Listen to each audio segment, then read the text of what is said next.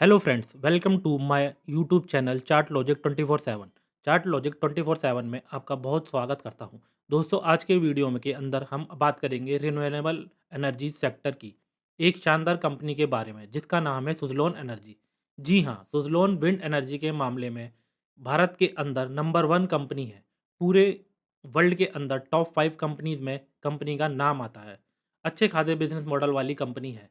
Wind के अलावा solar के बहुत ज़बरदस्त प्रोजेक्ट कंपनी के पास है। कंपनी अब बहुत बड़े-बड़े टेंडर्स भर रही है और अपने दम से कंपनी टेंडर जीत के काम हासिल कर रही है। पहले कंपनी में जो होता था, थर्ड पार्टी के रूप में काम करती थी कि टेंडर किसी और को मिला, कंपनी काम करती थी, जिससे कंपनी का प्रॉफ़िट जो था, वो डिवाइड हो जाता था। अब कंपनी अपने दम पे टेंडर्स जारी कर रही है, टेंडर्स भर रही है और टेंडर इसको मिल भी रहे हैं। पास्ट में देखें, पहले एनटीपीसी ग्रीन एनर्जी का सबसे बड़ा टेंडर इसको मिला। फिर एसजेवीएन जो पीएसयू कंपनी है, उसका भी टेंडर इसको मिला और कंपनी अब सरकारी टेंडर्स भर के उन्हें हासिल कर रही है। तो यह एक बहुत अच्छी बात है। कंपनी की एलिजिबिलिटी भी हो चुकी है क्योंकि कंपनी प्रॉफिट मेकिंग बन चुकी है।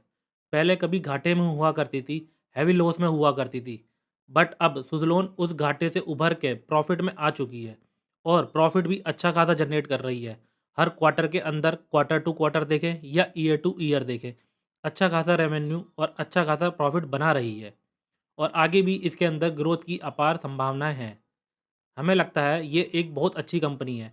विंड और सोलर के अंदर बहुत बड़ा नाम है और जिस प्रकार भारत के अंदर रिन्यूएबल एनर्जी सेक्टर तेज़ी से ग्रो कर रहा है, दोस्तों आगे आने वाली टाइम में और बड़ी ग्रोथ की संभावना यहाँ लगती हैं क्योंकि 500 गीगावाट का टारगेट 2030 तक है। उसके हिसाब से देखें तो 500 गीगावाट हर साल ये कैपेसिटी को हासिल किया जाएगा और सरकार ने भी कहा है कि 50 गीगावाट टेंडर हर साल रिन्यूएबल एनर्जी के निकाले जाएंगे और सुज़लोन के पास बहुत बड़ा मौका है इन टेंडर को हासिल करने के लिए।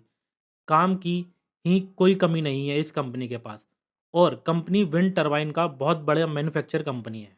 जी हाँ, विंड टरबाइन को बनाती है। कंपनी भारत के अंदर और ज़्यादातर इसकी wind turbine make in India के तरह ही बनती हैं, यानी कंपोनेंट इसके कंपनी खुद बनाती है और आगे मैन्युफैक्चर भी करती है।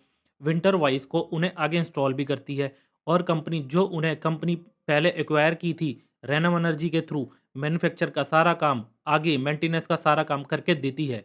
तो ऑल इन वन कंपनी है जिसके अंदर ग्रोथ की वाकई में आने वाले समय में असीम संभावना है।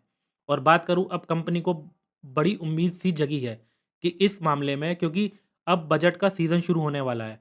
फरवरी में बजट है, तो बजट के काफ़ी उम्मीदें हैं कि कंपनी को और रिन्यूएबल एनर्जी सेक्टर के अंदर उम्मीद लगाई जा रहा है कि सरकार बड़ी-बड़ी घोषणाएँ कर सकती है। कई स्कीम्स लेके आ सकती है, जिसकी वजह से इस सेक्टर को तेज़ी से बहुत बूस्ट मिलेगा।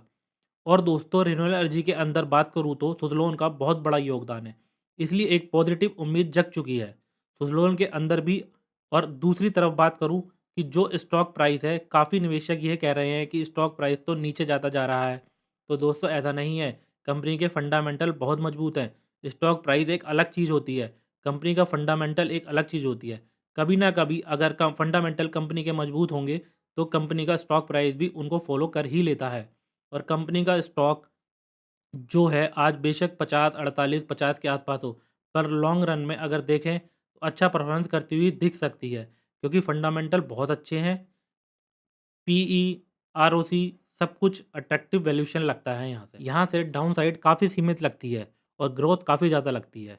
और लॉन्ग टर्म का विज़न ऐसी कंपनियों के अंदर हमें रखना चाहिए क्योंकि लॉन्ग टर्म में ऐसी ही कंपनियाँ बहुत बड़ा मल्टी बैगर साबित होती हैं, जिनके पास मॉडल में दमखम होता है। और कोरोना टाइम के अंदर तो यह स्टॉक ₹1.50 पे आ चुका था, यानी पेनी स्टॉक बन चुका था।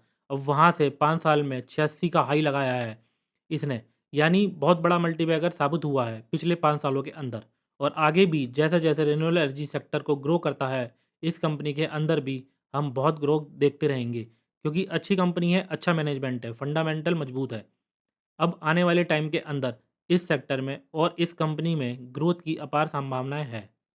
अब बात कर लेते हैं इसके टेक्निकल एनालिसिस की। एक बार इसके सुज़लोन के चार्ट पे देख लेते हैं, क्या सपोर्ट और रेजिस्टेंस बन रहे हैं। तो ये मैंने आपकी बना रखी है। इसका जो अभी सपोर्ट दिख रहा है मुझे, ये 45-46 के आसपास का दिख रहा है।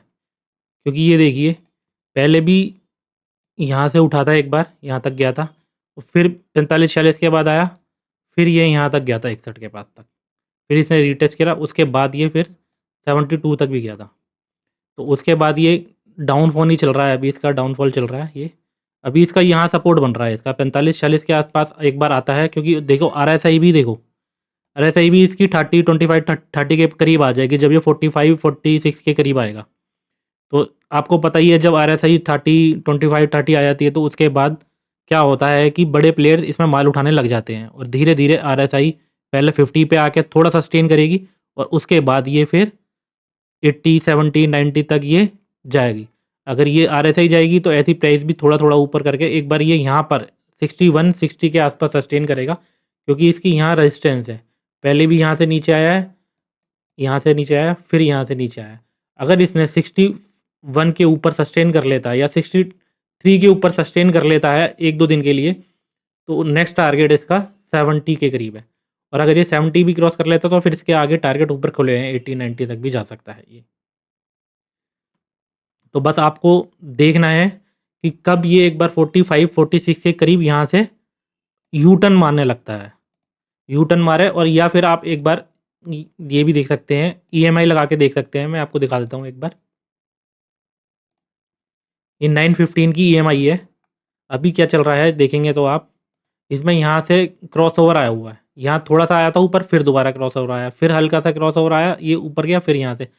जैसे ही यहाँ से क्रॉसओवर आता है, यहाँ जाके एक क्रॉसओवर दिखाता है 915 का, तो उसके जो नेक्स्ट कैंडल है उसका लो का स्टॉप लॉस लगा के आप बाय कर सकते हैं ऊपर 61 तक के लिए। बाकी इसमें बाय सेलिंग की कोई एडवाइस नहीं है, ये यूट्यूब का गाइडलाइंस है। बाकी आप अपने फाइनेंशियल एडवाइज़र सलाह लेकर इसमें निवेश कर सकते हैं। दोस्तों, अगर इस वीडियो से आपको थोड़ी-सी भी इन्फॉर्मेशन मिली हो तो वीडियो को लाइक और चैनल को सब्सक्राइब ज़रूर करें। मिलते हैं अगले वीडियो में। धन्यवाद आप सबका।